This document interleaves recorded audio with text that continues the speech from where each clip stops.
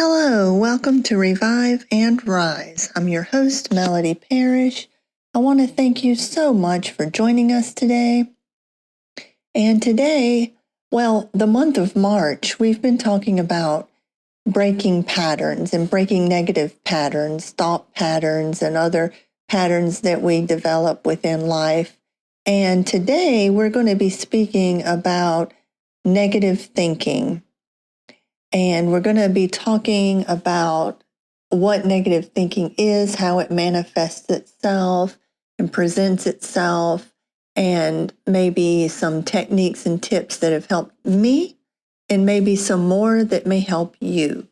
And so I want to start off today with a poem by Shel Silverstein. And when I was younger, I just loved Shel Silverstein and his creativity, the way he is connected with children. And I just love it. And it was very interesting to me and very healing to read some of his poems that were my favorites when I was a child. But this one talks about that negative thinking and how we can easily get into it and become worrisome and anxious. And anyway, let's start with it. It's called What If? Last night, while I lay thinking here, some what ifs crawled inside my ear and pranced and partied all night long and sang their same old what if song. What if I'm dumb in school?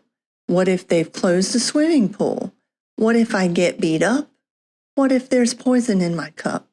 What if I start to cry? What if I get sick and die? What if I flunk that test? What if green hair grows on my chest? What if nobody likes me? What if a bolt of lightning strikes me? What if I don't grow taller? What if my head starts getting smaller? What if the fish won't bite? And what if the wind tears up my kite? What if they start a war? What if my parents get divorced? What if the bus is late?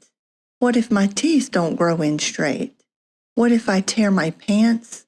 What if I never learn to dance? Everything seems swell, and then the nighttime what ifs strike again. And that's the thing, right? We'll just be going along with life and everything seems to be fine. And then all of a sudden, it's just like out of the blue. We start thinking about these things and we don't necessarily know where they come from, but we just start thinking about them. And then it turns into a worry and it grows and it grows and it just takes over our life. And, it just sucks the life out of us. It sucks our time. And so that's one way that negative thinking can enter our minds and can take over our lives. And when you think about it neurologically, and you think about the brain, the human brain, we were designed to see negatives. And the reason we were designed to see negatives was specifically for survival. So we were always looking for danger. We were always trying to pick up on things that were going to harm us. We were always trying to see negative things so that we would just be aware. And it's just wired into our brain that that's what we do. So that way we can survive. That's why we've survived on this earth for as long as we have and adapted to things. But the thing is that when we see these negative things, when we see these things that scream danger to us, we need to learn how to pause and think clearly.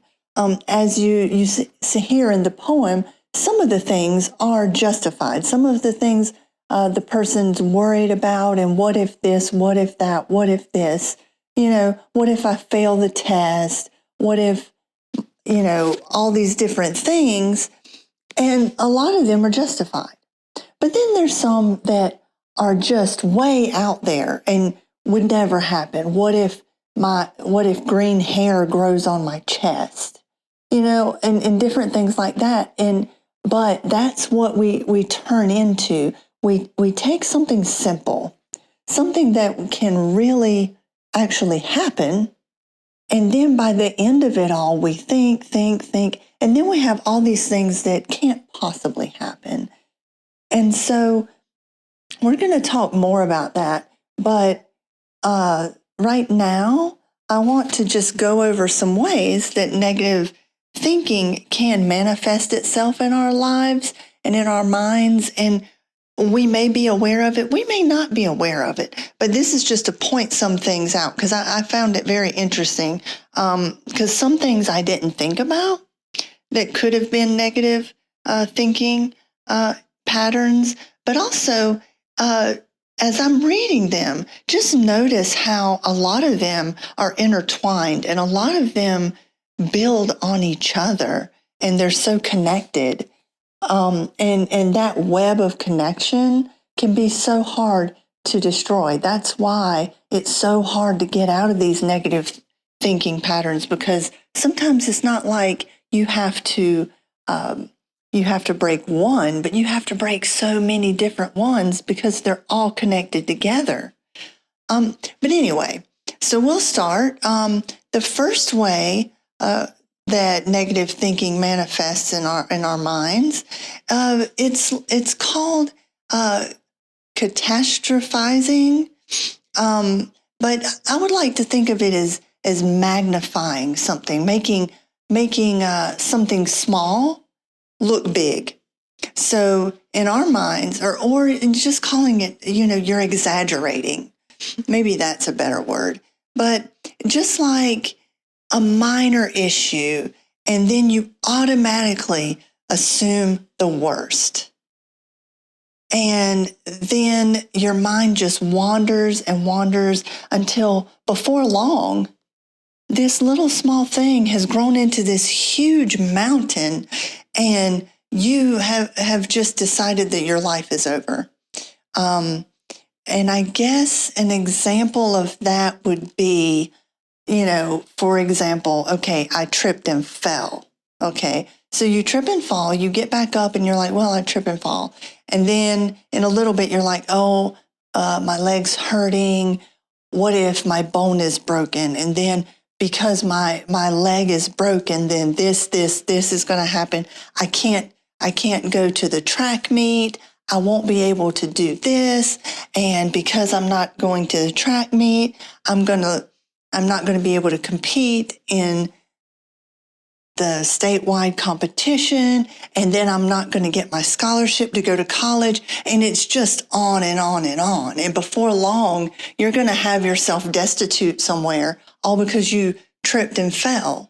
So, it's that kind of thinking, and it's very easy to do. I know I've done that many, many times, and just not realizing it. And unless you realize what you're doing, it tends to become a habit, and it tends to become second nature.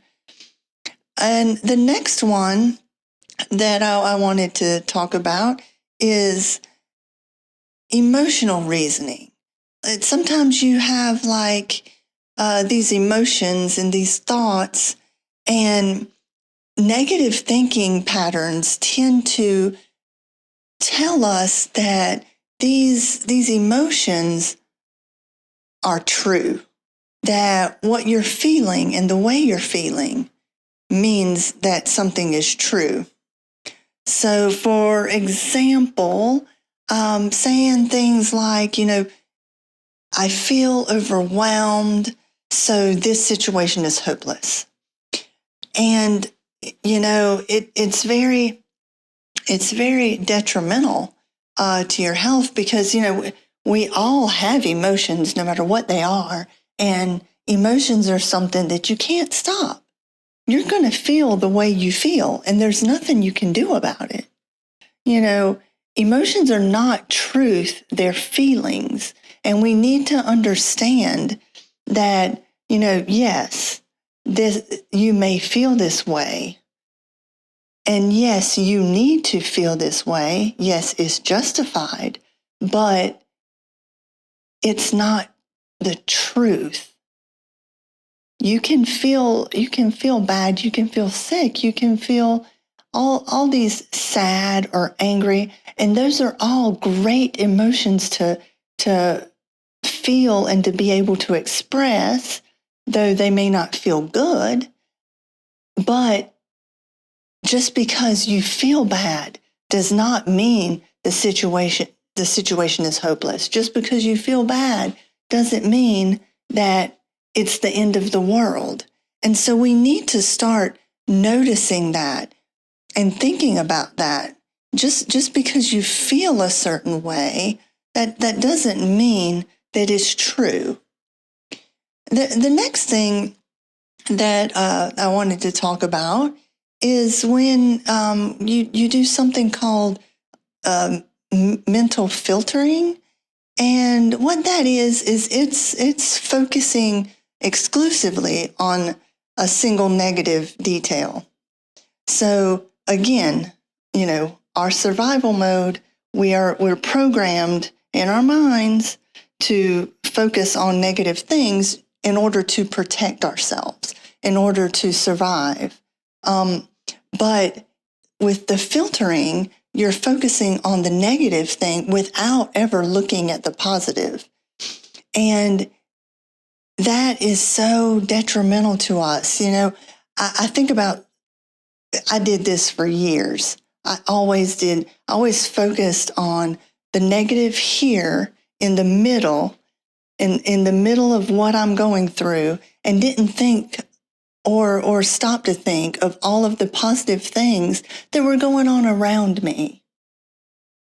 And, I think about, the amount of time that I wasted in those situations and thinking about those situations and stuck in those situations when I could have been doing other things and I could have been thinking in different ways that would have brought me more joy.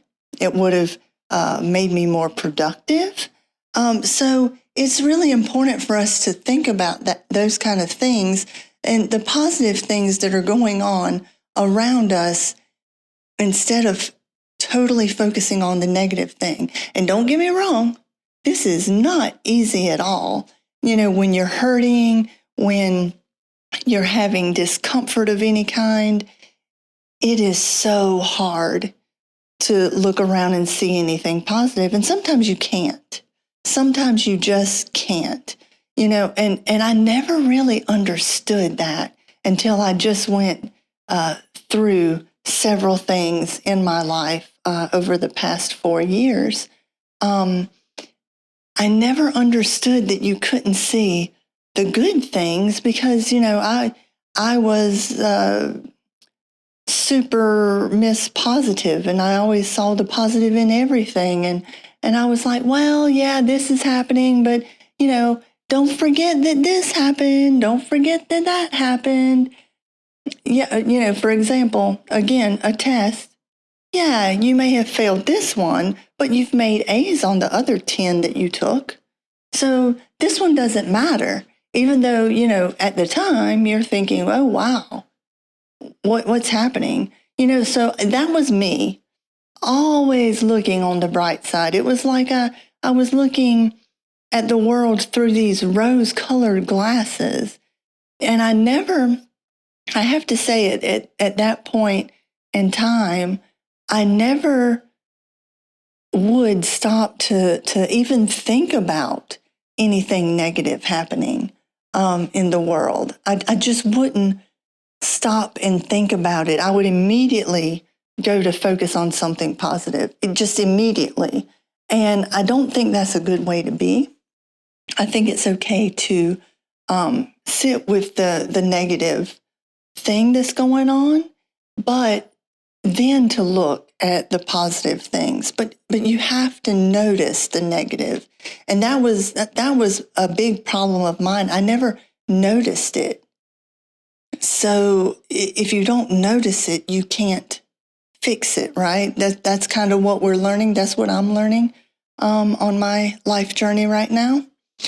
And so it's really important for us to, this negative thing is happening, but these positive things are happening too.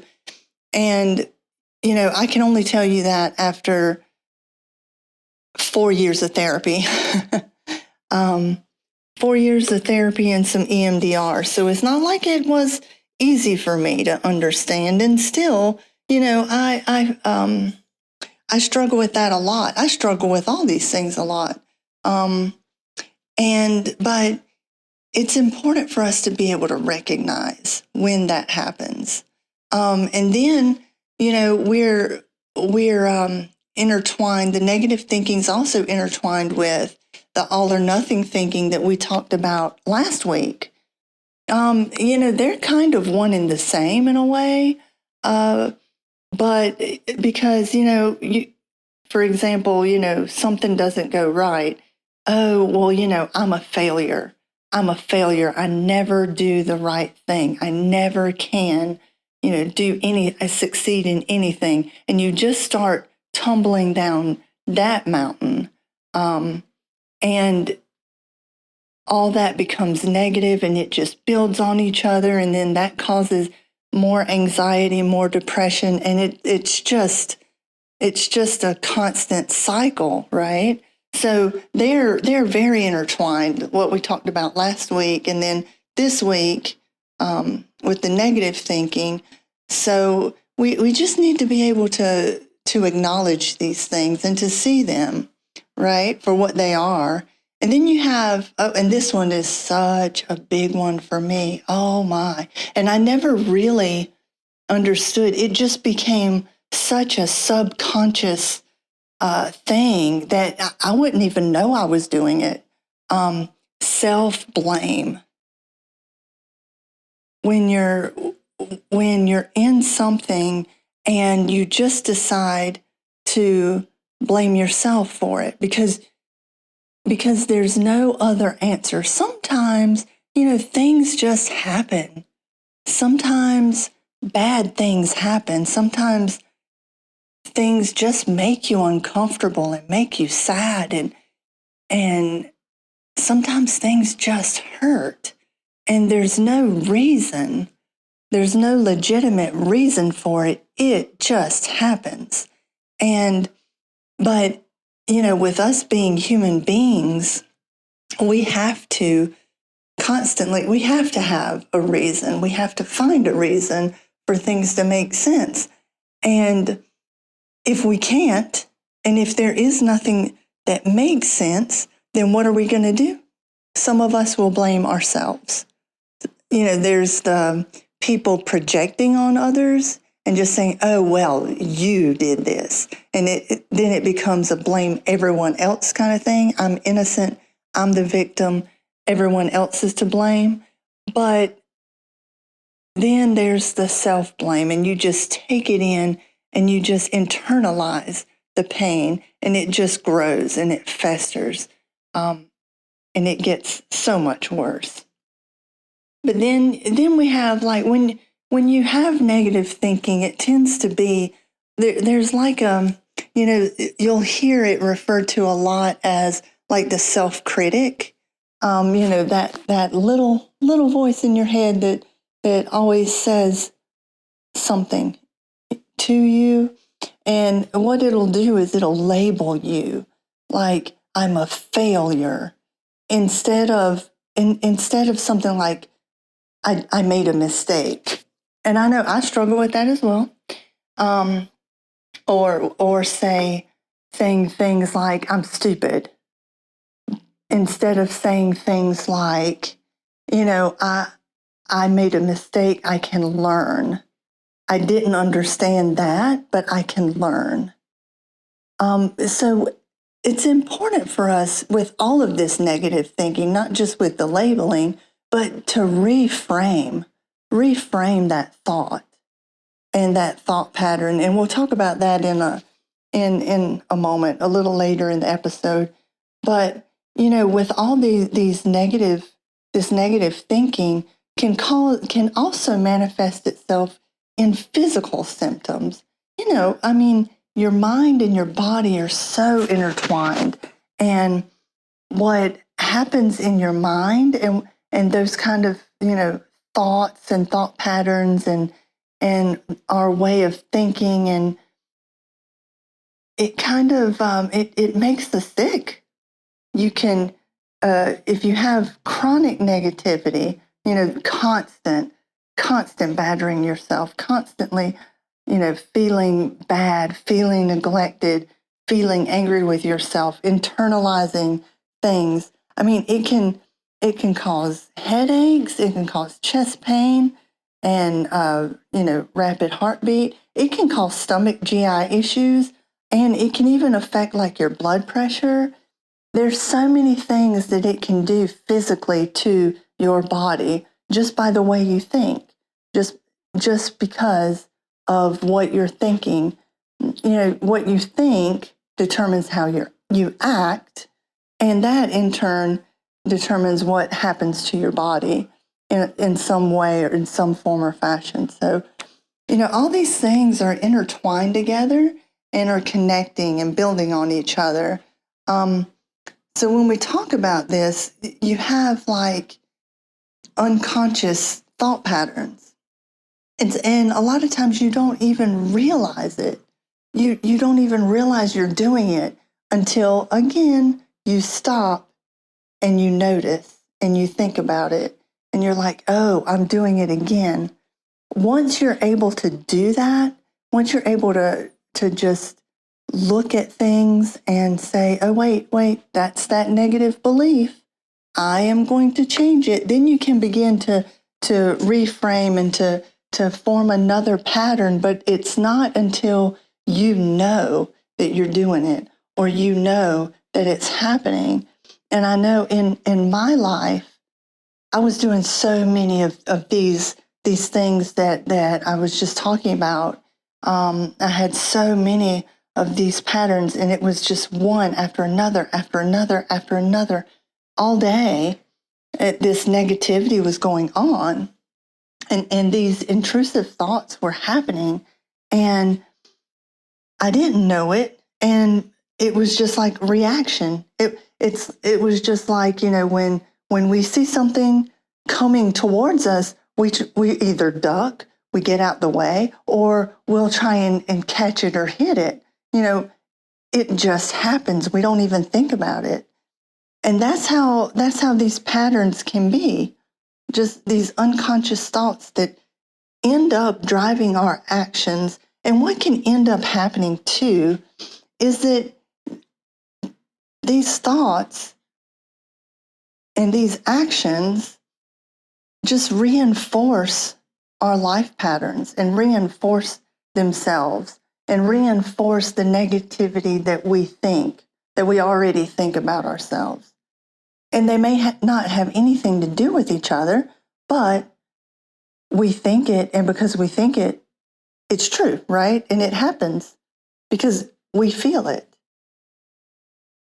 Also, when you think about these intrusive thoughts, maybe it's fear. It's fear of negative outcomes, but they can also manifest into anxiety, OCD, depression. Or OCD is the obsessive compulsive disorder. Sorry, or like depression.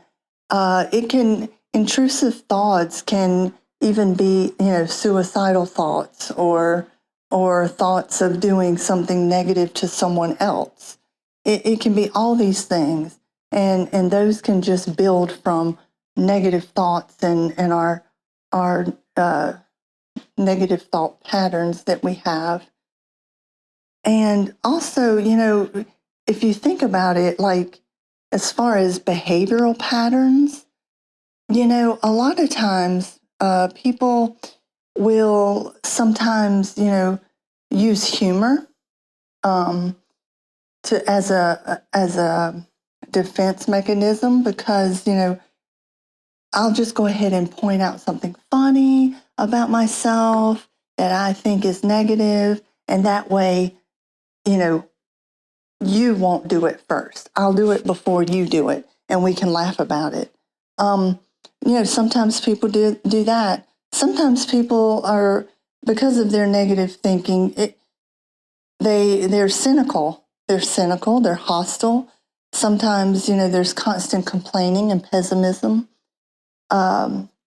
These are all just behavioral patterns that people have when they only think negatively, kind of like the glass is half empty. They have the saying, are you a glass half full person or a glass half empty? The person that sees the glass half full, sees the good and the positive, and generally, but if the person's constantly thinking negative things, then they're going to see the glass half empty. It's just those kind of behavioral habits, and these can just destroy relationships. If you've been around people, you don't want to be around hostile people. You don't want to be around people that are constantly complaining or constantly seeing the negative in everything. People just don't want to be around that. There's stress enough in the world. You don't want to add more stress when you don't have to.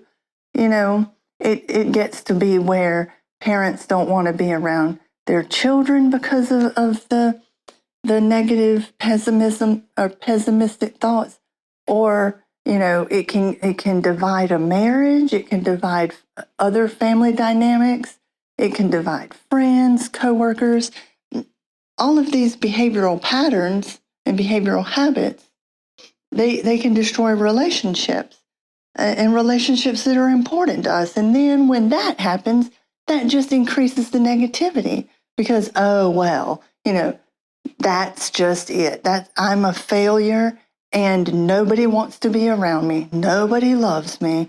I can't do anything right. It just compounds onto themselves. I was thinking, I was talking about me personally, and I would have all of these patterns. I didn't just do one. If anybody knows me, I never do things that are subtle. I don't do things subtly. I don't do things small. It's always big and loud, and so I would do a lot of the catastrophizing. I hope I'm saying that right. But I would, something little would happen, and then I would be like, oh my God, I can't believe it. The world's ending. And, people call that dramatic. Yeah, to an extent. It was never aimed at anybody else. It was always aimed at me. And I always internalized the self-blame. Everything was my fault. And that leads to, we'll talk about this in future episodes, but that leads to control. And, I had to have control of something in my life. And, there comes a fear of a loss of control when those things happen. And when you don't understand and you don't know why things are happening, guess what? It's just easier to just blame yourself and be done instead of trying to investigate, trying to understand in a deeper way. Just say, oh, that's my fault. I'm a failure. Done. And, those kind of things would happen to me, especially after all my physical difficulties that I had. I always thought that I was a failure, and something was wrong with me, and everything was always my fault because of my difficulties that I had. And so, but I was talking to a friend It's been a couple years ago probably. But we were talking about, because they as well had those intrusive thoughts, and our conversation really made me think a lot about it. And I really do agree with it, because I really do think it's true. I have noticed it in my life too. But this friend said, when I stopped thinking negatively, my brain was so quiet, and I was scared, and I didn't know what to do. And I didn't know what to do with the quiet unless there was something negative there. I didn't get it. And it's true, because, I think when you have chronic negative thinking, there's always something going on in your mind. And, you're always having these negative thoughts. Oh, I did this. I caused this. I'm such a failure. Da da da da da da da da da. This is going to happen now, and it's all going to be my fault. And oh, look, see, that happened. That just reinforces that you are an idiot. Those kind of things. And so you have this conversation in your head, and this way of thinking it, and for lack of a better word, it's kind of noisy up there. And when you stop that negative thinking and everything gets peaceful and quiet, if you've had that your entire life, then you don't know what to do. And you do get scared. And as with my personal situation, I got scared, and so I fell back into it. And I fell back into it like we've talked about it this week. Not this week, sorry, excuse me, this month. We as human beings, we're drawn to things that are comfortable and things that are familiar. And when I got scared, what did I do? I just went back to the familiar. I went back to that negative thinking, because that was what I knew. And that's not just me. There's lots of people that do that, and it can be so detrimental to us and to our lives, to our thoughts, to us and those surrounding us, because these things don't just affect us, they affect those around us. And like I said before, these behavioral habits and how they manifest themselves can destroy relationships, and that's the thing that happens, right? So we need to try and get these things under control. And one thing, there's several things that have helped me. One thing is meditation, and I can't stress enough how important it is. I personally do not like self-guided meditation, just because then if I'm listening to somebody's voice trying to do what they tell me to do, or what they suggest for me to do, then I'm not focusing on myself at all. I'm focusing on what I should be doing. And I just like to sit. Now I can sit in the quiet. I can sit in the quiet for hours, and I like it. I like the quiet. Sometimes you need quiet, sometimes you need noise. And when I'm in that mood, and when I feel something in me, then I'm just like, oh, I need the quiet. I have to have the quiet. I have to unwind. I have to do these things or do something. We don't need hours. You just need to start out with a minute, then 2 minutes, then 3 minutes. It'll grow, because you'll be able to do it. You'll be more comfortable. You'll start to understand. But you need to get to a place where you can look introspectively, and you'll be surprised. You need to learn about yourself. You need to learn why you do things and how things happen, and all these different things about yourself, so that you'll know, is this something I need to change? Is this something that is making my life bad, or making me react in a negative way? Is it making me, or having me misplace emotions or misplace different things? Maybe you have, I know right after my accident, and I was I had my brain injury and I didn't really understand things. There was a lot of misplaced emotions. I would be happy when I remember specifically, somebody, I had a friend that came up to me. She had just went to a funeral, and she came up to me and she was telling me about the funeral. And I just looked at her and I just laughed. And I didn't mean to laugh, and I felt horrible about doing it, because in that situation, when you're reacting not as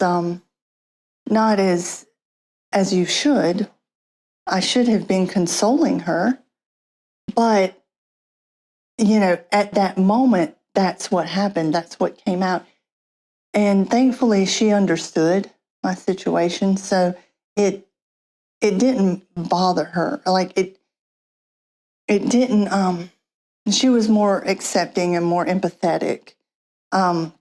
But things just like of that nature, and we need to understand and take a good look at ourselves to discover when we're doing that, or when we're doing other things. And so I can't stress enough again, the pause, the meditation, because we need to make sure that we understand. I keep repeating it, and I'll keep repeating it. You can't fix a problem that you don't know exists. You can't have a solution if you don't know the problem and what you're trying to fix or resolve.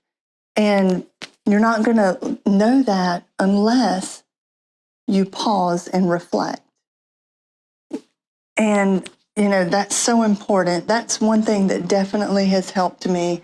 My thing is to go outside. Outside for me, it just stimulates all my senses. The smells, I can feel the earth under my feet, my sight, my hearing, all of those things are stimulated, and so it grounds me.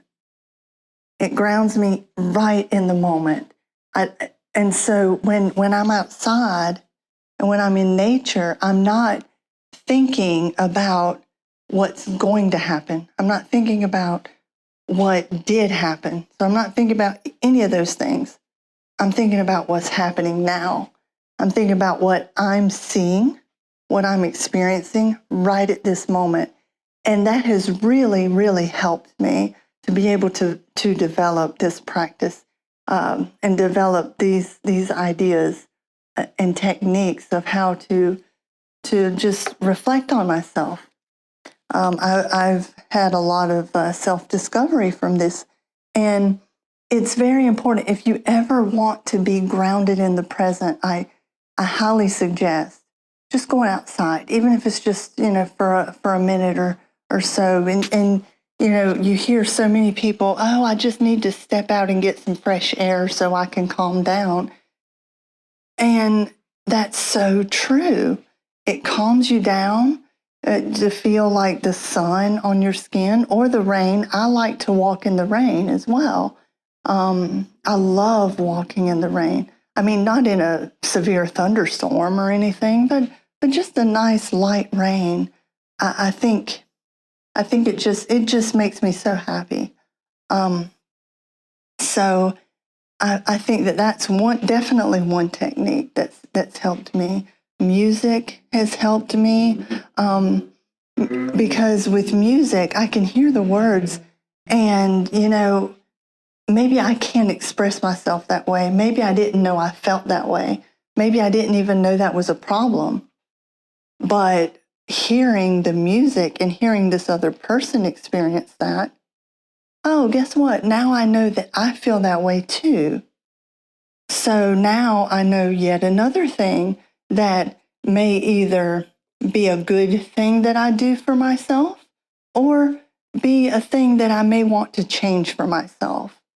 So I think those are two important things that have worked for me as far as, trying to see things and discover myself and pause so that I can see things that I may need to work on, but also to see things that I do that are good for me and that are helpful. Another thing that I think is really important is to reframe how we think. Because there's a big difference between I am a bad person and I've done a bad thing. It's totally different. And so, again, once you learn how to pause and reflect on yourself, then you can reframe things because then you notice what negative things you're thinking, what negative things you're saying internally about yourself, what you're internalizing. You're able to recognize those things. Then you can start to reframe it. I'm not a bad person. I just made a bad choice, or I just did a bad thing. But I'm not a bad person. I just made a mistake. I'm not a stupid person. I just didn't have the information that I needed. So maybe I can learn once I get that information. I can learn and do better. I can learn and do something different. Those kinds of things are very important because if you think about those things and you feed your mind with those things, you're not blaming yourself anymore. You're not saying these negative things about yourself, but you're actually clearly saying what is true, not what you feel, because at that moment, you feel bad. You feel bad about yourself. You feel guilty. You feel shameful. There's so many different things you feel. Vulnerable. And those three go hand in hand. And we'll talk about that in future episodes. But, if you don't recognize that, and if you don't understand that, and you don't reframe that, again, those thoughts and those ideas just build on each other, compound on each other, and then you have a bigger problem. So I feel like the reframing thing has really helped me as well. But you can't reframe it if you don't know it's there, and you can't reframe it if you don't take the time, if you don't do the pause and have the time to say, no, that's not true. This is what is true. So I think those are important things. Another thing that I really, really, really think is so important is there's two things.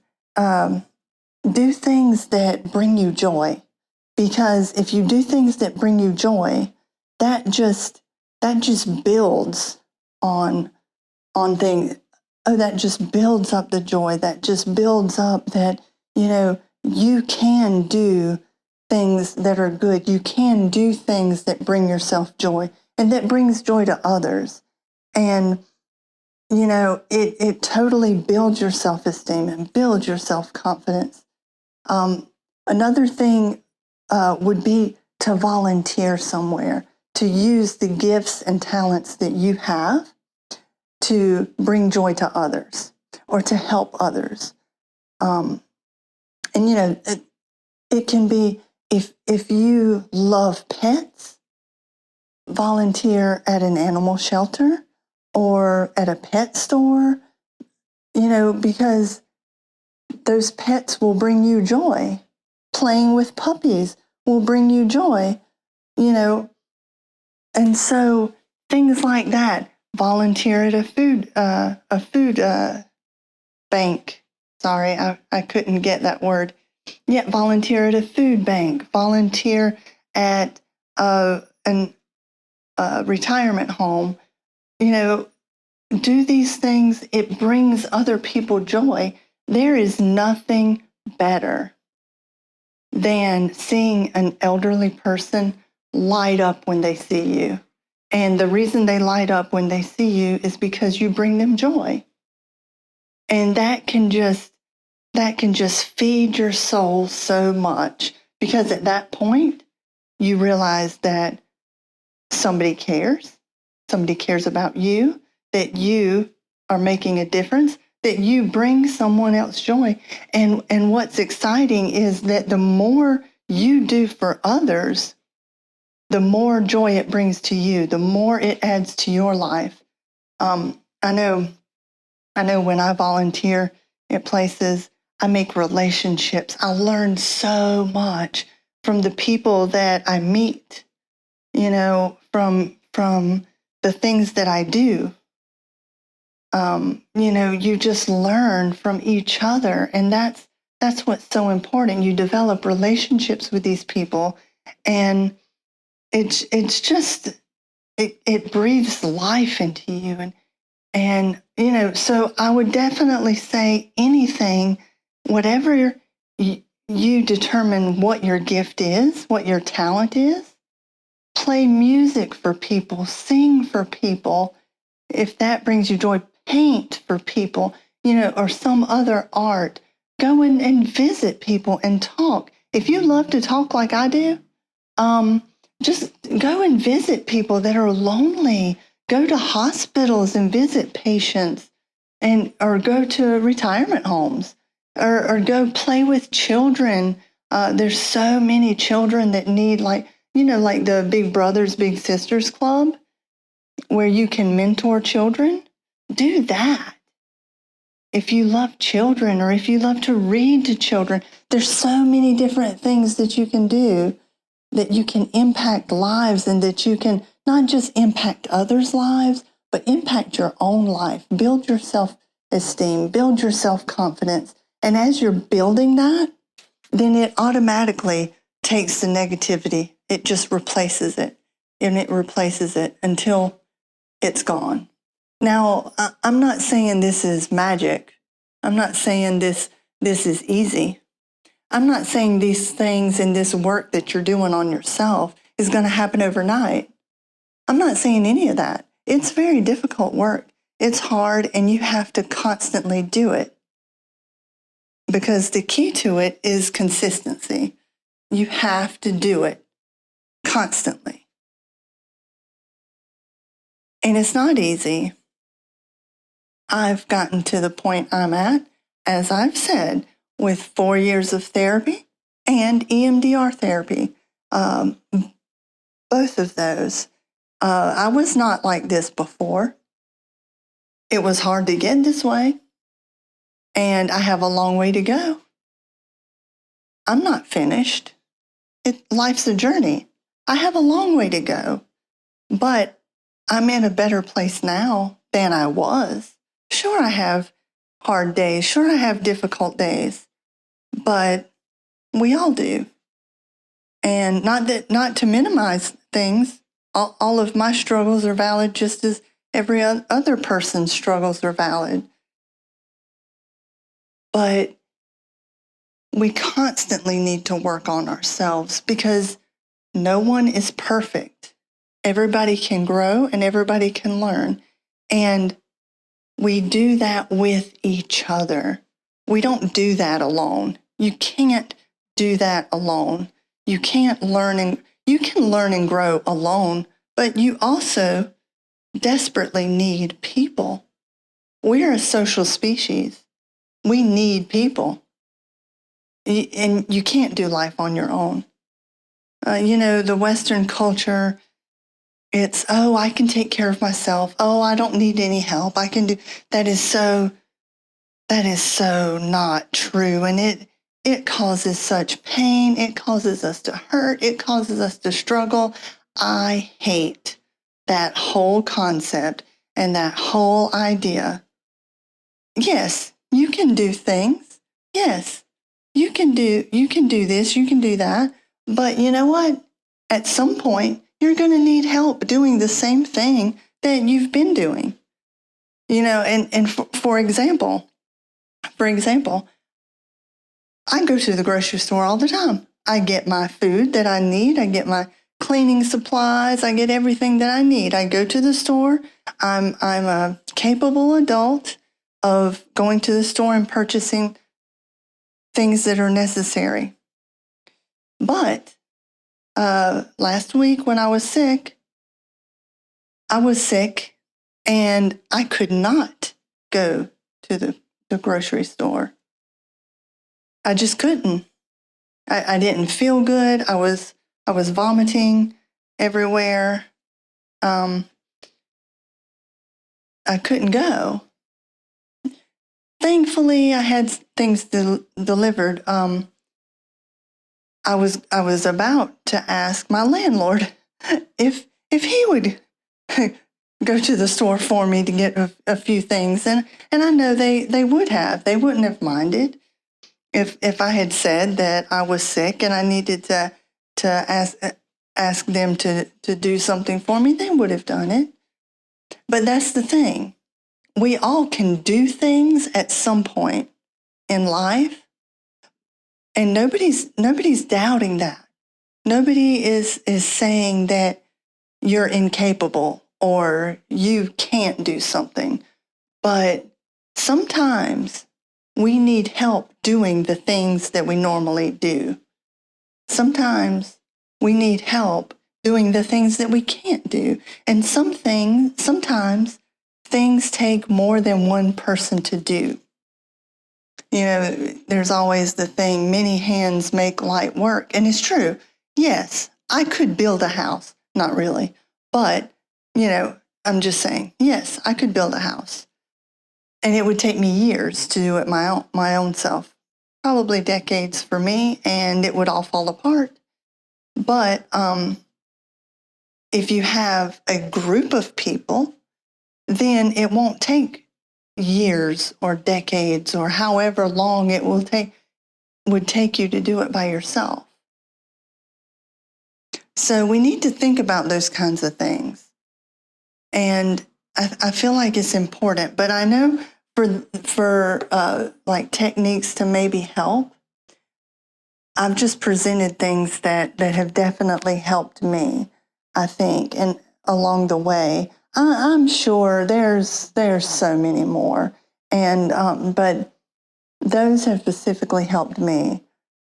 So I want to invite you to try and do those things this week. Maybe go outside for a few minutes, or listen to some music for a few minutes, and like really listen to it. Don't just pause and listen to it. Listen to the words of the music, or maybe start to reframe the way you're thinking. Maybe just go bake cookies for your neighbors, or offer something to someone. Use your talent to benefit someone else, and just see the reaction. Just see how it works. It's a domino effect. But I invite you to try those things and to start to break the patterns of negative thinking in your life.